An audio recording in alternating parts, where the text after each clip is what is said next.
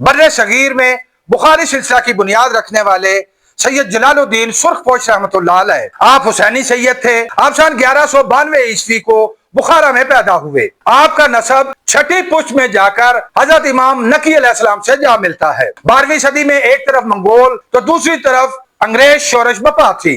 मायूसी के इस दौर में आपने हक का परचम बुलंद किया। 1244 ईस्वी को आप उच्च शरीफ में आकर आबाद हुए। आपने हजरत बहाउद्दीन जिक्रिया मुल्तानी रहमतुल्लाह अलैह के दस्ते अक़दस पर बैत कर ली। आप 30 साल तक अपने मुर्शद की खिदमत में रहे। जवानी की उम्र में पहुंचने तक 1500 से जायद उलमा आपके हाथ पर बैत कर चुके थे। आपकी नस्ल से बड़े बड़े सूफिया किराम पैदा हुए। आपने एक सूफी तहरीक का आगाज किया जिसे जलाली तहरीक कहा जाता है। सरायकी वसेब में 4 सूफी दरवेशों में आप भी शामिल थे।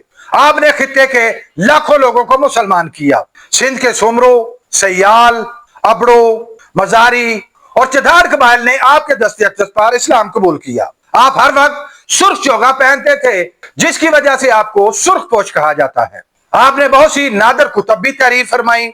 हजरत जहानिया जहांगश रहमतुल्लाह अलैह आपके पोते थे। 20 मई सन 1294 ईस्वी को आपका विसाल हो गया। आप सुर्ख चोगा क्यों पहनते थे?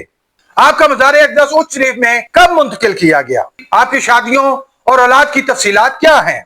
ये सब जानने के लिए नीचे दी गई हमारी मुकम्मल वीडियो जरूर देखिए।